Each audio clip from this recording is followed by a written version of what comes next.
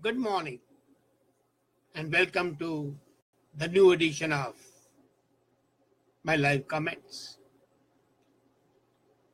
For quite some time I've been hearing that Patel was the man, in case he was the Prime Minister, Kashmir problem would not have been there. I've also been hearing that Kashmir issue is a major issue created by Nehru. I've also been hearing that Patel would not have agreed for the partition of India. Well, in real history, it's not like that. Unfortunately, in South Asia, there is a habit to suppress facts and to promote falsehoods. It is quite common that the myths are created, and these myths are created to further a personal agenda. Nothing and nowhere in the world can you have such an example of suppression of facts.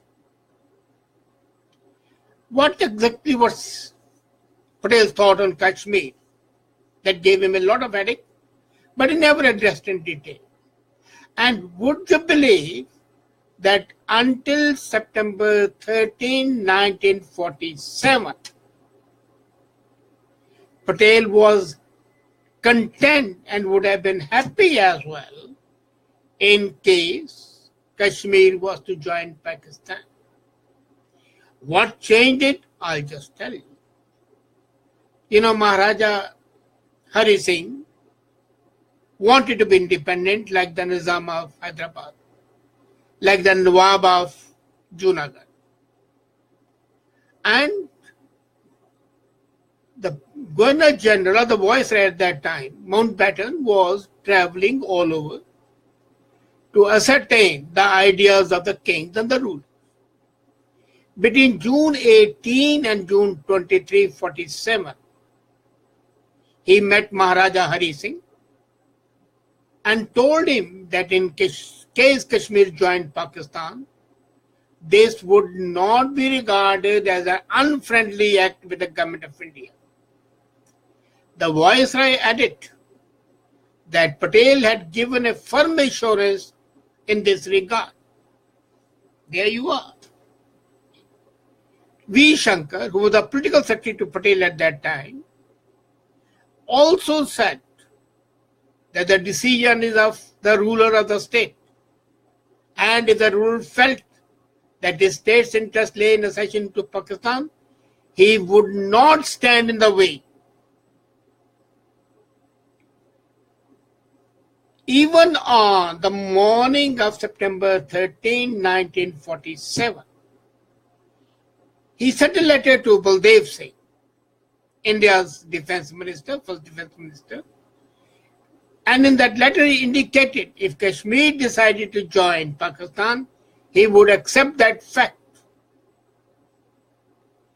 And the same day later on, he changed his opinion. Amazing. As a matter of fact, if Muhammad Jinnah could hold a Hindu-dominated state, Hindu-majority state, with a Muslim ruler like Junagadh, why should Sardar Patel not have been interested in a Muslim-majority state with a Hindu ruler to join that? As a matter of fact, had Jinnah consented without a problem to Junagadh and Hyderabad coming to India, Patel would have been happy to give him Kashmir on a platter. As a matter of fact, there is a letter dated November 1, 1947, which mentions, had Jinnah allowed the king, that is Hyderabad, and the pawn, that is Junagadh, to go to India, Patel would have let the queen, that's Kashmir, go to Pakistan, but Jinnah rejected the deal and the issue started. As a matter of fact, the situation in these three states was parallel. In two states, it was a Hindu majority, but the ruler happened to be a Muslim. In the third state, it was a Muslim majority, and the ruler happened to be Hindu. So if Jinnah had accepted the fact that the majority of the population is the deciding factor, which it was in the case of Bengal and Punjab, then Junagadh and Hyderabad would automatically have come to India, and India would have no loci standi to protest against Kashmir joining Pakistan. So to blame Patel or to blame Nehru is mistaken notion. As a matter of fact, on October 26, at Nehru's house, Mayor Chand Mahajan, the Prime Minister of Maharaja Ranjit Singh, demanded the instant presence of the Indian troops in Srinagar and declared that if India did not respond, Kashmir would seek Jinnah's terms. And annoyed, Nehru told Mahajan to go away. But Patel stepped in and he says, no. Since Jinnah has accepted Junagadh, which of course he could not take, army was ready to move in, and the Nawab of Junagadh fled to Pakistan, leaving Junagadh aside. He says, no, we will not let Kashmir go to Pakistan. And this is mentioned by Rajmohan Gandhi, who the grandson of Mahatma Gandhi. So Patel was very unhappy with the many steps India took over Kashmir. He also rejected the offer of plebiscite, but plebiscite, as I said, was a must.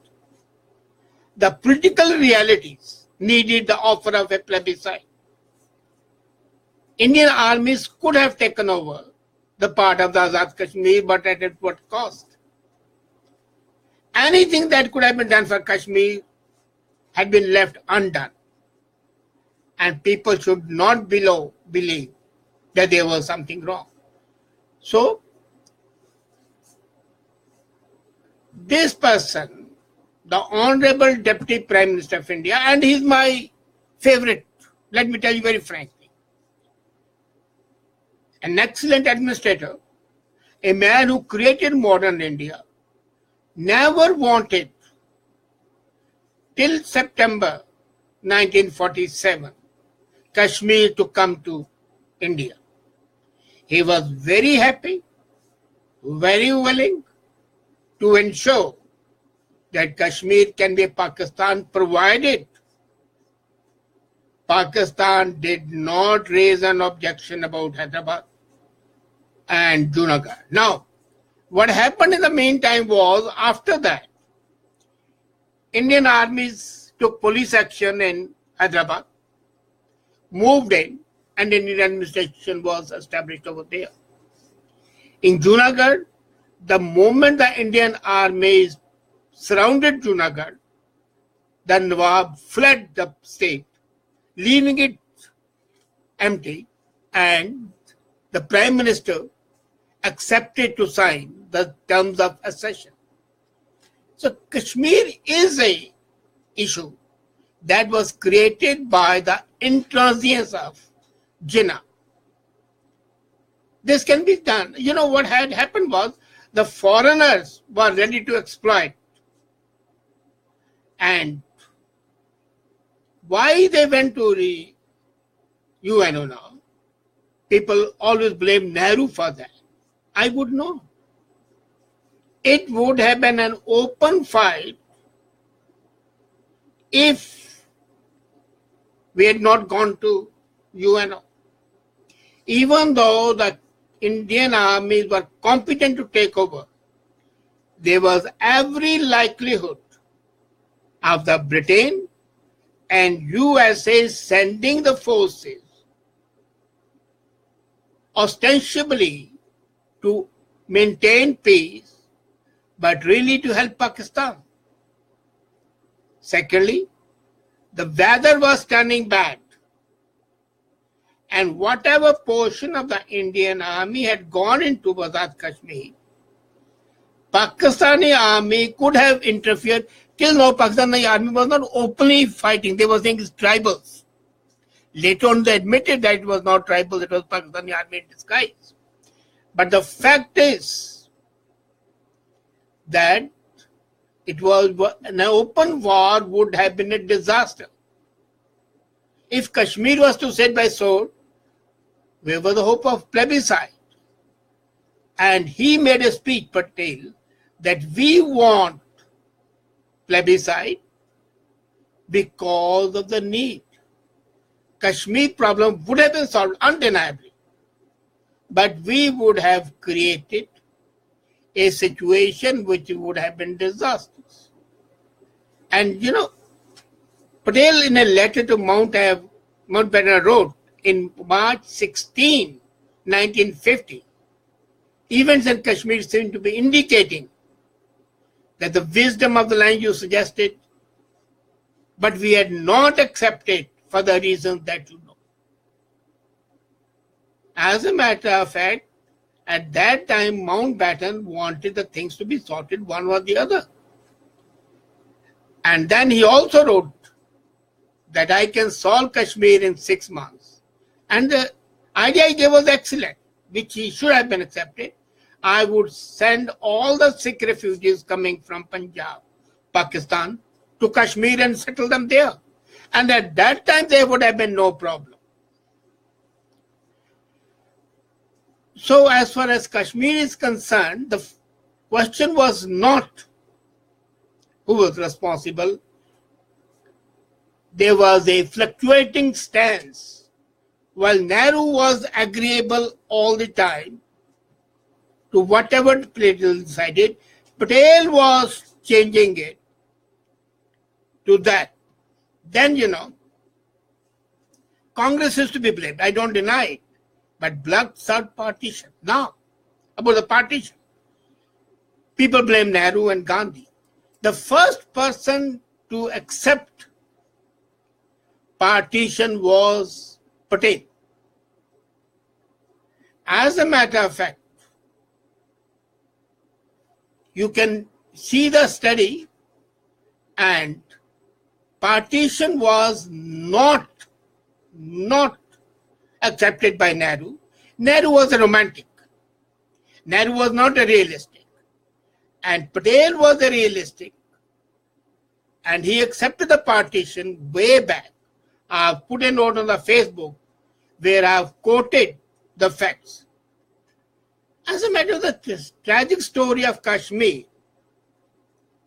is written book by Sheshadri, who was a number 2 in the RSS leadership hierarchy, and he has written, even Sheshadri, that Patel had no objection to Kashmir going to Pakistan.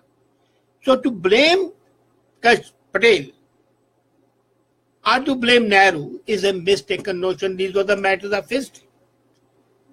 And why did he accept the partition? And especially Kashmir, going to Pakistan. He was not emotionally attached to Kashmir the way Nehru was. And he knew that a Muslim majority state bordering Pakistan would become at one time a source of trouble for India. And that is why after Pakistan tried forcibly to seize Jammu and Kashmir by sending armed invaders, then Patel came, the crusader against Pakistan. So had those people just gone in valley, maybe Pakistan, India would not have objected at that time.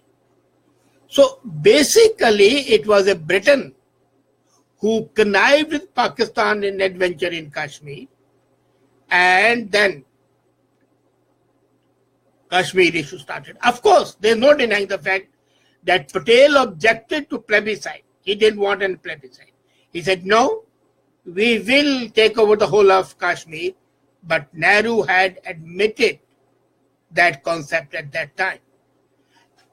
And if India and Pakistan have anything to learn from Patel, it is the value of pragmatism, to be flexible and willing to compromise whenever the need is. He changed his stance. He changed his stance right from agreeing to give Kashmir on a platter to Pakistan to dissenting and disagreeing with Nehru regarding holding plebiscite. So it was a 180-degree turn, but the fact remains that till September 2347, he wanted Kashmir to go to Pakistan. But the stupidity, I would say, of Jinnah was a major hurdle. He opposed plebiscite, but plebiscite was a mistake. I don't deny that. He was pragmatic. That's what I'm saying. Now, the present government should learn from him. You cannot say that Kashmir, or quote Patel on Kashmir, going against his policies. It's time to clear the myths and face the reality. And reality is, A, Patel wanted a direct quid pro quo, Hyderabad and Junagadh with India, Kashmir to Pakistan. B, once Pakistan had not agreed, he was clear that no, since it's a war, let's fight the war to the better finish, take over the whole of Jammu and Kashmir, including the Azad Kashmir. And as a matter of fact, in one of the letters he wrote, when we are at war, what prohibits us from taking over the whole of Pakistan? So that is a concept RSS took to speak of Akhand Bharata. But otherwise, looking at that segment of history, he was not averse to handing over Kashmir to Pakistan, but for the obstinacy of Jinnah. Now, Jinnah had a duplicitous policy, no denying. On the one side, he wanted Kashmir to come to Pakistan on the basis of population. On the other side, he wanted Hyderabad and Junagadh because the rulers were Muslims. So you can't have the facility of hunting with the hound and running with the hare. What is sauce of the goose is sauce of the gander, and that is what Patel wanted. Majority of the population of Kashmir is Muslim, so let Kashmir go to Pakistan, but Jammu and Ladakh should remain with India. The way Punjab, East Punjab remained with India, West Punjab went to Pakistan. Bengal, East Bengal went to Pakistan, West Bengal remained with India. And Junagadh and Hyderabad, both being fully Hindu majority states, should come to India. That would have been ideal, but due to connivance of the British and the British generals, along with the ambition of Jinnah, sabotage the reality. And this is a thorn in the sides of India and Pakistan even today. But let's not unnecessarily vilify Nehru where he was not wrong. While Patel was responsible for the integration of the whole of India, and he was wavering, as I said, till September 23rd, he didn't want India to have Kashmir. And that's why VP Menon didn't take any effective steps in Jammu and Kashmir, which otherwise, the original plan was from Patiala to Kapurthala and then to Kashmir. That was the itinerary of VP Menon, which was changed. He went to Patiala, called the Maharaja of Kapurthala to Patiala, signed the states of agreement of 8 states and went back to Rajasthan instead of going to Kashmir. And then the history changed. And as I said about the partition, the first person to agree for partition was Patel, because he knew that the actions of the Muslim League, if they continue to be part of India, would always be a perpetual civil war. So these myths that we have created, or the political parties have created, have to be ripped open and the reality realized. Thank you.